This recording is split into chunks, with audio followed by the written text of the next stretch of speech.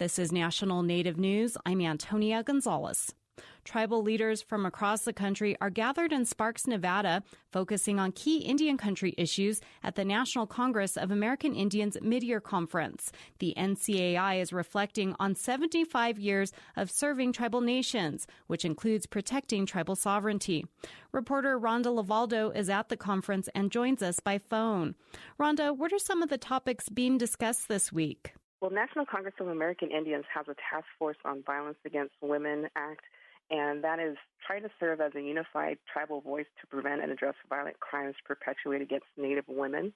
And, of course, with the missing and murdered Indigenous women issue making a lot of headlines in mainstream media outlets, they're wanting to give updates regarding pending legislation for that. They're also working with the National Institute of Health on intellectual property rights and biomedical research, and that is trying to invite tribal nations to provide input on policies on intellectual property rights in biomedical research. They're also working with the National Park Service in hosting a consultation with tribal leaders on proposed rules regarding the National Register of Historic Places, and so that's looking at how that would implement the 2016 amendments to the National Historic Preservation Act. And this conference is really important because it gives time for tribal leaders to work with National Congress of American Indians and also give their input on different legislations that may affect their tribes and certain specific issues, because they have many different things going on at the conference. There's a new leader of the organization. Tell us about him. Sure. They just announced Kevin Alice as the Chief Executive Officer for NCAI. He's a member of the Forest County Potawatomi community, and he has worked as a previous executive director of the Native American Contractors Association. He was a board chairman of the Potawatomi Business Development Corporation, and he's a founder of Thunderbird Strategies, a government relations firm specializing in advocacy of Native American rights. He is a current attorney and a former law enforcement officer who served with the Baltimore Police Department for 8 years. Sounds like there's a lot of work taking place. Thank you, Rhonda. The NCAI convention wraps up on Thursday. U.S. Democratic lawmakers are hosting an environmental justice summit at the U.S. Capitol Wednesday.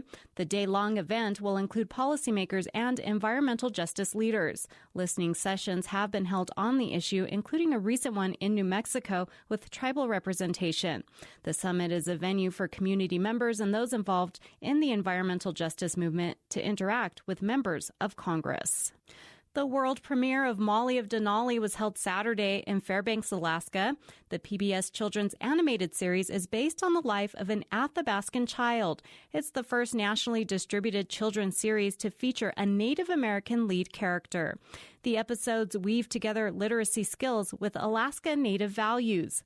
Creative producer Princess Dajrai Johnson talked about the series on Native America Calling, saying it's important to have positive representations for children to see on television. I think, that is the ultimate goal here, is for our children to see themselves represented like that and feel like they're a part of this, because this was intentionally made, for us and for them. And that is a very beautiful, powerful thing. The show was developed with a working group of Alaska Native advisors, including elders. Molly of Denali premieres nationwide on PBS stations on July 15th.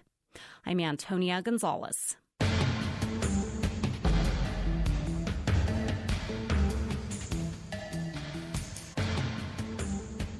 National Native News is produced by Kawanak Broadcast Corporation with funding by the Corporation for Public Broadcasting.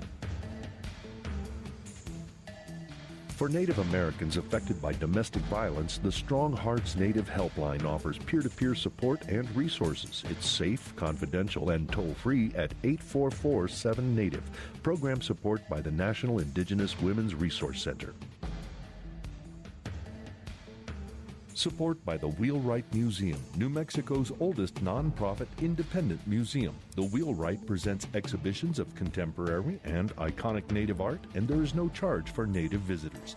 Info at wheelwright.org.